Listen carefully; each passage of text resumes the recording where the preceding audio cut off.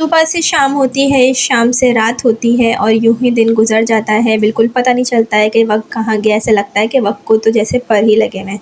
अभी ऐसा लगता था कि बच्चों की छुट्टियाँ होने वाली है, जून-जुलाई की प्लानिंग करी हुई थी, यहाँ घूमने जाएँगे, वहाँ घूमने जाएँगे। बच्चों की मैं पूरी रूटीन सेट करी थी मैंने कि इस टाइम ये करूँगी, उस टाइम वो करूँगी, मगर कुछ प्लानिंग के मुताबिक हुआ और कुछ ना हो सका।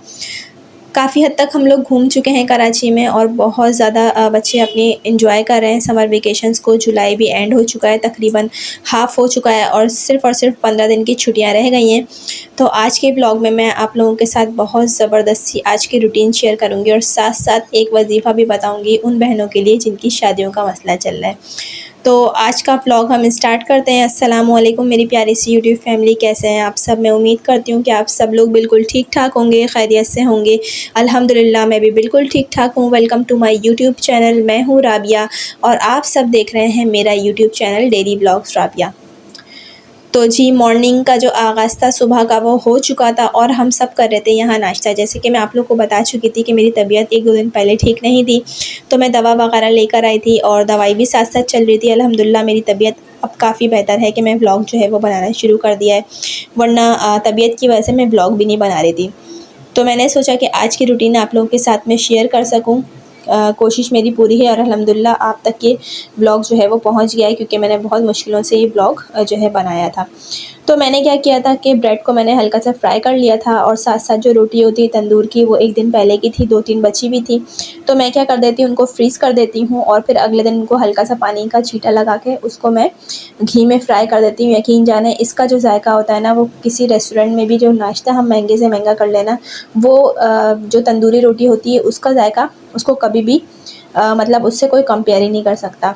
ये जो तंदूरी रोटी होती है ना, हम अपनी नानी के घर में खाया करते थे। हमारी नानी भी रात की बची हुई रोटी को इस तरह से सुबह तल लिया करती थी और यकीन जाने इसका जो जायका होता है ना, ये बहुत ज़बरदस्त होता है, क्योंकि पुराने ज़माने की जो माएँ होती थी, दादियाँ होती थी, नानी होती थी, वो इसी तरह से बच्चों को पालती थी। जो बची हुई रोटियाँ होती थी उनको सुबह तल लिया करती थी। उस ज़माने में पापे, बिस्किट ये सब इतना ज़्यादा नहीं हुआ करता था और सेहतें भी लोगों की अच्छी थी, क्योंकि रोटी वगैरह खाते थे। क्योंकि जो रोटी होती है ना, उसमें जो ताकत होती है वो किसी चीज़ में नहीं होती। तो कोशिश किया करें आप भी तंदूर की खाइए तो रोटी तंदूर की है। बाहर की रोटी इतनी ज़्यादा फ़ायदेमंद नहीं होती जितनी घर की बची हुई रोटी होती है। अगर घर की रोटी होती है उसको भी आप जो घर में रोटी पकती है फ्रीज़ कर दें, तो अगले दिन अगर आप उसको तल के खाएँगे ना चाय के साथ, तो फिर आप मुझे याद करेंगे कि वाक़ई में मैंने आपको बहुत ज़बरदस्त सी चीज़ बताई थी। अच्छा जी, मैं कपड़े भी धो रही थी, साथ-साथ मेरी वॉशिंग मशीन जो है वो ख़राब हुई हुई है। तो इतना मुझे मुश्किल हो रही है, तो बस ये है कि हाथ से मैंने काफ़ी सारे लॉन के जो कपड़े होते हैं वो मैंने भिगो दिए थे और मैंने साथ में फिर मैंने सुबह खंगाल के मैंने डाल भी दिए थे। मैं कपड़े भी धो रही थी साथ-साथ और आप लोग के साथ मैंने सोचा कि एक वजीफ़ा भी आज शेयर करूँगी मेरी उन प्यारी बहनों के लिए, उन बेटियों के लिए जो अपने घर में रिश्ते की तलाश में, अच्छे रिश्ते की मुंतज़िर हैं और उनकी उम्र जो है वो काफ़ी ज़्यादा हो चुकी है या उम्र जो है वो रिश्ते की हो रही है और उनके अच्छे रिश्ते नहीं लग रहे हैं। अच्छा जी, ये मसला ना आजकल हर घर में है कि रिश्ते का जो मसला चल रहा है ना, लड़कियां अच्छी खासी होती हैं, खूबसूरत होती हैं, प्यारी होती हैं, कद भी लंबा होता है, बाल भी लंबे होते हैं, पढ़ी लिखी भी होती हैं और सलीका शुआर भी होती हैं, इनको खाना भी बनाना आता है, मगर उनके ना अच्छे रिश्ते नहीं लग रहे होते। अब इसमें 2 बातें आती हैं, या उनका नसीब ऐसा होता है कि उनमें जो है वो शादी थोड़ी सी लेट लिखी होती है, या ऐसा होता है कि उनको अच्छे अपना जो उनकी डिमांड होती है उस हिसाब से उनको रिश्ते नहीं मिल रहे होते हैं। क्योंकि आजकल जो लोग हैं ना, चाहे वो लड़के वाले हों, चाहे वो लड़की वाले हों, आजकल लोगों की डिमांड बहुत ज़्यादा बढ़ गई है। लोग चाहते हैं हमें अच्छे से अच्छा मिले रिश्ता और इस लिहाज से लोग पैसे पे और घर को, गाड़ी, ये सब चीज़ें देख के लोग फ़ौक़ियत देते हैं। पहले ज़माने में जब रिश्ता हुआ करता था ना, तो लोग लड़के और लड़के की ईमानदारी देखते थे, लड़की की मेहनत देखते थे और लड़की के बारे में देखते थे लड़की खूबसूरत है या घर जो है वो अच्छा सँभाल लेती है, उसको खाना बनाना आता है या घर के काम-काज आते हैं। इस ज़माने में लोग क्या करते हैं, लड़के की पैसा देखते हैं, लड़की भी जो है देखते हैं कि वो घर भी सँभाल ले, जॉब भी कर ले। तो इस ज़माने में उस ज़माने में ज़मीन और आसमान का फ़र्क है। अब की जो रिश्ते लग रहे हैं ना, उसके मतलब लोगों की बहुत ज़्यादा डिमांड्स आई हैं, हमें ये चाहिए, हमें वो चाहिए। 25 साल के, 30 साल के लड़के से भी उम्मीद कर रहे होते हैं उसके पास बंगला हो, गाड़ी हो, हर चीज़ हो। इसी तरह जो लड़के वाले होते हैं वो भी उम्मीद करते हैं लड़की बहुत ज़्यादा पढ़ी लिखी हो, कमाने वाली भी हो, घर को भी सँभालने वाली हो।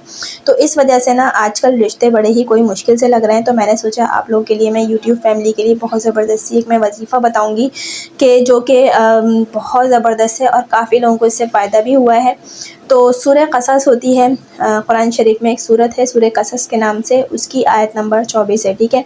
मैं अभी यहाँ पे लिख के मेंशन भी कर दूँगी। सूरह क़सस की जो आयत नंबर 24 है ना, वो आप लोग पढ़ा करें, बहुत ज़बरदस्त है रिश्ते के लिए, ठीक है। रब्बी इन्नी लिमा अंज़लता इलैया मिन खैरिन फ़क़ीर, ये जो है आयत है और आप इसको अपनी डेली रूटीन में शामिल करें। फ़र्ज़ नमाज के बाद मांगी जाने वाली दुआएं बहुत जल्दी कबूल होती हैं। कोशिश करें कि फ़र्ज़ नमाज के बाद आप दुआ मांगें, या आप चलते फिरते पढ़ें, या आप जो है मतलब कि जब भी आपको मौका मिले, टाइम मिले, तो आप कोशिश करें कि ये दुआ पढ़ लिया करें। ये बहुत ज़बरदस्त है। नमाज में अगर आप ये दुआ पढ़ें, दुआ मांगने के बाद एक तस्बीह अगर आप पढ़ लेना, तो ये भी आपके लिए बहुत फ़ायदेमंद होगी। यकीन जाने अगर आपके घर में कोई बहन है जिसकी उम्र निकल रही है और सब कुछ है, पैसा है, गाड़ी है, या जो भी मतलब कोई भी चीज़ की आपके पास कमी नहीं है, आपकी बहन खूबसूरत भी है या आपकी बेटी खूबसूरत भी है, पढ़ी लिखी भी है, लेकिन फिर भी उसका रिश्ता नहीं हो रहा, तो ये आप देखिएगा कि जब आप ये दुआ पढ़ेंगे ना, तो आप जैसा रिश्ता चाहेंगे आपको वैसे ही मिलेगा। इस तरह अगर आपके घर में कोई भाई है या बेटा है जिसका रिश्ता नहीं लग रहा है, आपके पास हर चीज़ है, मौजूद है, उसके लिए पैसे भी हैं शादी करने के लिए, मगर उसका अच्छा रिश्ता नहीं लग रहा है ना, तो ये जब दुआ आप पढ़ेंगे ना, तो देखिएगा आपको अल्लाह ताला बहुत अच्छे रिश्ते से नवाजेगा। मन चाहे आपको जो आपके हक़ में बेहतर होगा वो आपको रिश्ते से नवाजेगा। ये दुआ मेरी जो है मैंने आपको बताई है, ये बहुत आज़मूदा है, इसको अपने पास लिख लें, नोट कर लें। सूरह क़सस की आयत नंबर 24 है। और आज का व्लॉग बस मैंने इतना ही बनाया था। होप आपको अच्छा लगा होगा, पसंद आया होगा। वीडियो पसंद आई हो तो लाइक कर दीजिएगा, चैनल पर नए हैं तो सब्सक्राइब भी कर दीजिएगा। इंशाल्लाह ताला मेरी आप लोगों से मुलाकात होती है नेक्स्ट वीडियो में, नेक्स्ट व्लॉग में। जब तक के लिए अपना ढेर सारा ख़्याल रखिएगा, अपने से जुड़े रिश्तों का एहसास कीजिएगा। अल्लाह हाफ़िज़।